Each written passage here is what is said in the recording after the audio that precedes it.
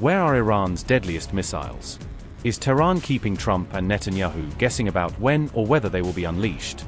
As war rages, Iran's unused top-tier missile arsenal is haunting Gulf capitals that watch each new strike, wondering if this will be the day Tehran escalates.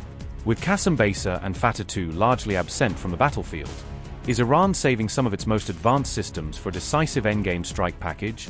In this deepening war of attrition, is Tehran playing psychological mind games, or carefully preparing a final phase built around missiles the world has yet to see in combat?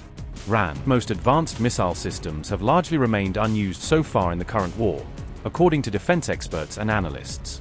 This unexplained absence is raising concern among Gulf states that are facing near-daily missile and drone attacks from Iran. Tehran unveiled the Qassem Basir ballistic missile in 2025 and presented it as a top-tier system in its arsenal. Open-source reporting says Qassem Basir carries a maneuverable 500-kilogram warhead and uses advanced optical or imaging guidance. Its terminal seeker is reportedly engineered to resist electronic jamming by enemy air and missile defense systems. Interestingly, despite these advertised capabilities, Qassem Basir has not yet been observed in combat use during this conflict. Analysts add that several other advanced missiles also remain absent from active Iranian operations. Among the most prominent unused systems cited are the Fattah-2, the Rod 500 and the Etemad missile families. Notably, Iran claims that the Fattah-2 employs a hypersonic glide vehicle intended to help it evade interception. Some experts suggest these high-end systems may be deliberately held in reserve for a later stage of escalation. Meanwhile, other analysts believe limited stockpiles may be restricting Iran from using these missiles early in the conflict. There is also an assessment that some of these newer missiles may not yet be fully operational or certified as combat-ready. Another theory proposes that Iran is waiting for Israeli and US interceptor stocks to deplete before committing its most sophisticated missiles. In the opening phase of the war, Iran's large salvos relied mainly on older, less advanced missile systems to saturate and test air defenses. Over time, Tehran has introduced some newer missiles into operations, including Sejjil systems and various Khorramshahr variants. Notably, the size of individual missile salvos has declined compared with the first days of the war, even though Iran has kept up a steady overall strike tempo. US and Israeli strikes have destroyed or disabled around 200 Iranian ballistic missile launchers since the conflict began, according to multiple reports. However, analysts assess that Iran still retains hundreds of missiles and a substantial launcher force despite these losses. Amid this, the US Defense Secretary said that for years, Iranian officials claimed their missiles could only range 2 kilometers, drastically downplaying their true reach. Iran took our money and turned it into weapons and bunkers and ammo. And now we're destroying those weapons, and you're righting, Mr. President, that grievous wrong. And make no mistake, we had to act. And our objectives are clear: no nukes, no Navy, and a complete dismantling of their missile program and defense industrial base. And as Marco pointed out, that mission, and the VP as well, has not changed since day one. Yet, 2 days ago, they shot 2 failed missiles on a target 4,000 kilometers away. For years, they told the world that their missiles could only range 2 kilometers. Surprise. Yet again, Iran lied. And to the world, I say London is 4,000 kilometers from Iran.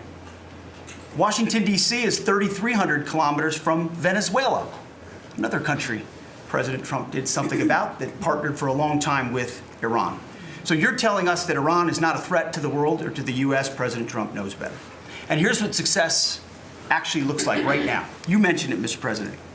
A-10 Warthogs, if you know them, you love them, and Apache helicopter gunships are flying strike missions inside Iranian airspace and throughout the Strait of Hormuz at will.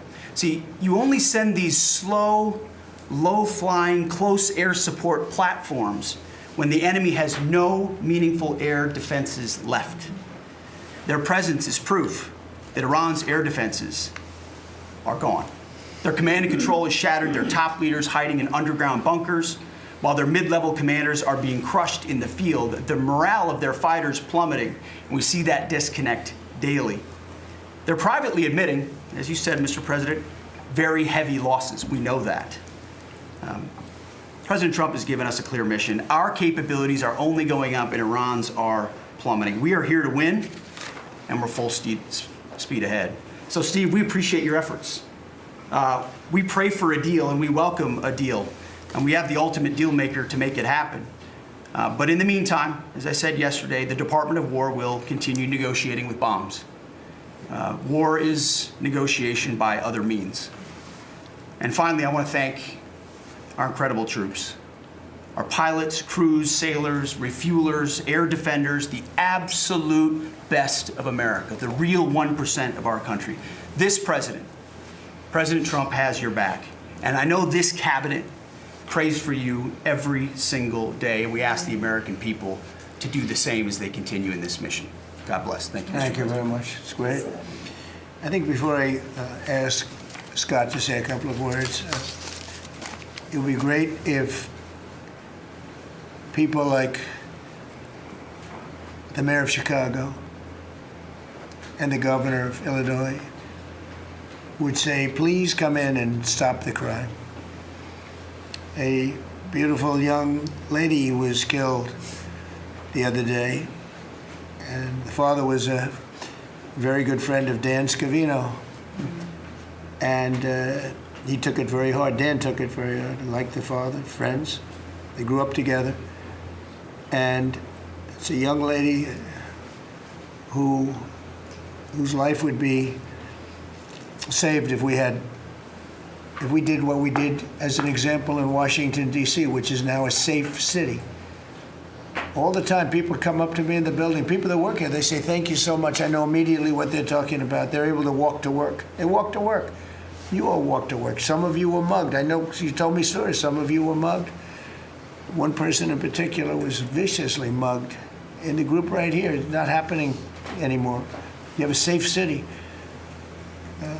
Louisiana, the governor of Louisiana called me, can you help me with New Orleans? They just had the Mardi Gras. He said it was the safest Mardi Gras we've ever had. Sounds terrible to say, no murders. You know, it sounds like, who would say this? No murders, but they always had murders. They had a lot of crime during Mardi Gras. He said virtually no crime.